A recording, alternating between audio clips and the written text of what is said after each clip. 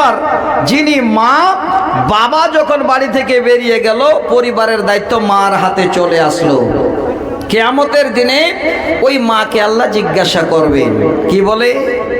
নবীজি বলেন, ওয়াল মারআতু রা'য়াতুন ফি বাইতি জাওজিহা ওয়া হিয়া মাসউলাতুন আন রা'য়াতিহা। হে আমার মা বোন, যারা পর্দার আড়ালে বসে আছেন, শব্দটা ভালো করে শুনে রাখুন। আল্লাহর নবী বলেন, এবার স্বামীর ঘরের দায়িত্ববান হলো বিবি। স্বামী যখন ঘরে থাকে না, আর ওই বিবি দায়িত্ব পেয়ে গেল, কিয়ামতের দিনে আল্লাহ পাক যেন ওই বিবিদের, ওই বান্দিদের জিজ্ঞাসা করবেন, বান্দিরে, তোমার স্বামী যখন ঘরে ছিল না, তুমি তোমার স্বামীর মালিকানা করেছিলে, তোমার ছেলে মেয়েদের দায়িত্ব ছিল।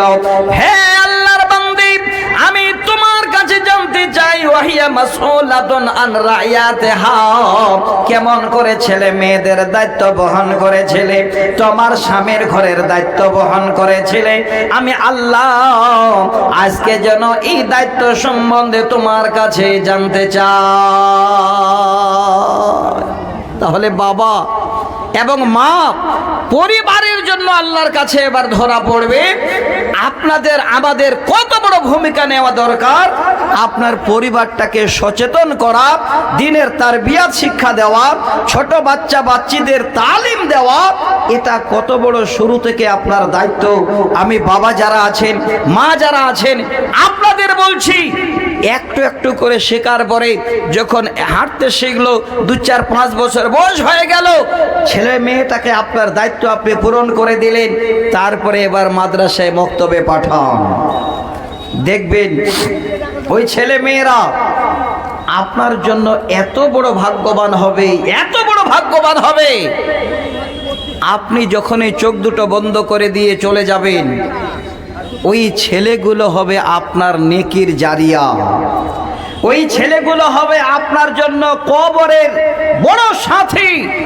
আপনি চলে যাবেন কবরে, কেউ খোঁজ নেবে না, এই ছেলে মেয়েরা আপনাকে খোঁজ নেবে, আর এর বিনিময়ে আপনি কবরে পাবেন। আমি একটা হাদিস বলছি, লম্বা করব না। সহিহ মুসলিম শরীফের হাদিস 1361 নম্বর হাদিস। আল্লাহ রাসূল বলছেন, হযরত আবু হুরায়রা হাদিসের রাবী, ইজা মাতাল ইনসানু ইনকাতানহু আমালুহু। নবী বলেন, মানুষ যখন মারা যায়, তার দুনিয়াবি সমস্ত রকমের আমলগুলো বন্ধ হয়ে যায়, ইল্লা মিন সালাসিন, কিন্তু তিনটি আমল এমন আছে, মরে যাবার পরে এবার কবরে গিয়ে সুন্দর হাড় মাংসগুলো মাটি পোকাতে খেয়ে নেওয়ার পরে, এই তিনটি আমল এত যেন দামি, কিয়ামত হওয়া অবধি আর কোনদিন যেন ওই আমলগুলো বন্ধ হয় না। মরে গেলেন, দুনিয়ার সব আমল বন্ধ হয়ে গেল, তিনটা আমল আপনার জন্য জারি থাকে।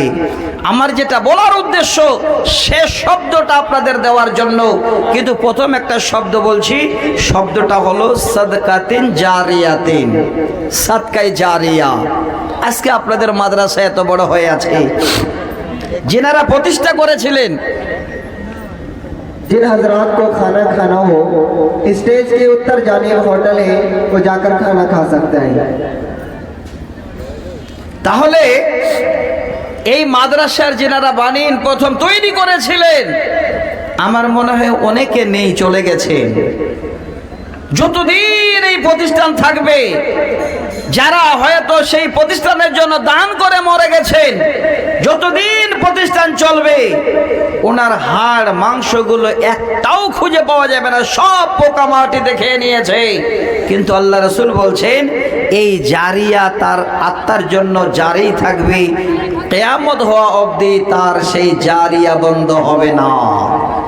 তো ভাইজান, আপনারা জানলেন, শুনলেন যে এমন একটি আমল, যে আমল মরে যাওয়ার পরে পাওয়া যায়, সেটা হলো সাদকায়ে জারিয়া। আমি আপনাদের বুঝাবার জন্য 2 মিনিট একটা ইতিহাস শোনাচ্ছি, খুব ভালো করে শুনবেন। হ্যালো, একটা বাচ্চা ছেলে হারিয়ে আছে, কেউ যদি পান ওদেরকে একটু স্টেজে এসে জমা করে দেবেন। একটা বাচ্চা ছেলে হারিয়ে আছে, কান্না করছে, কেউ যদি পান ওদের স্টেজে এসে জমা করে দেবেন। বাচ্চা ছেলে হারিয়ে গেছে, আবার কান্নাকাটা করছে, তাহলে দাদু দেখে আসলেন নাকি? যাক, আলহামদুলিল্লাহ। বাচ্চাটা কার পরিচয় যদি পান, আপনারা কোথাও দেখেন কান্না করছে, তাহলে নিয়ে এসে দিয়েন। যাক, আমি আপনাদের অনুরোধ করছি, টাইমটা হয়তো আমার নসিব খারাপ, আমি বুঝতে পেরেছি আমার নসিব খারাপ, আজকে টাইম পাওয়া যাবে না। আমি আপনাদের কাছে দুটো কথা বলার জন্য 16 ঘন্টা আমি সফর করে এসেছি। 16 ঘন্টা, আল্লাহর কসম বলছি। ভোর 3টার সময় বেরিয়েছি, সেই কথা থেকে 4 চাকা করে আমাকে 90 কিলোমিটার শিয়ালদা স্টেশনে পৌঁছালো। কাঞ্চনজঙ্ঘা সেখানে ধরলাম, আপনাদের 4:30টায় কিশনগঞ্জে নামলাম। ওখান থেকে আপনারা আমাকে আবার রিসিভ করে নিয়ে আসলেন মাগরিব বাদে। আমি হিসাব করে দেখলাম 16 ঘন্টা 15 মিনিটে আপনাদের কাছে পৌঁছালাম, কিন্তু এসে টাইম পাবো কত? 1 ঘন্টা। বলুন নসিব খারাপ কি না? তো আমি একটু অনুরোধ করছি আপনাদের জন্য, মরে যাওয়ার পরে যে আমলটা জারি থাকবে, সাদকায়ে জারিয়া। আমরা কতটুকুন সাদকা করি, কিভাবে সাদকা করি, আমি আপনাদের একটা সুন্দর করে হিসাব বুঝিয়ে দিচ্ছি, এবং এই রকমের একটা আজকে নামি দামি তারিখ আপনাদের সামনে তুলে দিচ্ছি। একটু 2 মিনিট নজর করে মন খুলে শুনবেন কথা দুটো আমার। কাবা ঘরের সামনে হযরতে হায়সাম বিন আদি রাদিয়াল্লাহু তাআলা আনহু তিনি বলছেন, একদিন 3টা মানুষ, 3 জন নামি দামি দাতার ভক্ত হিসাবে ওনাদের নাম করছেন যে ইনি হলেন সব থেকে বড় দাতা, ইনি হলেন সব থেকে বড় দাতা, ইনি হলেন সব থেকে বড় দাতা। 3 জনে একদম খুব কথা কাটাকাটি শুরু করে দিয়েছে। একজন বলছে না ইনি বড় দাতা, একজন বলছে না উনি বড় দাতা। এই কথা শুনে এবার কাবা ঘরের সামনে অনেকগুলো লোক জমা হয়ে গেল। শুনবেন, যদি কোনোদিন শুনেছেন ভালো লাগবে, যদি না শুনেছেন তো নতুন মনে হবে। আমার কথা বলছি, ইতিহাসটা আমি কোনোদিন শুনিনি। যেদিন আমার চোখে পড়লো কেতাবে, সেদিন থেকে আমি যেন খুব হৃদয়ে আমি ইতিহাসটাকে খুব গুছিয়ে নিই।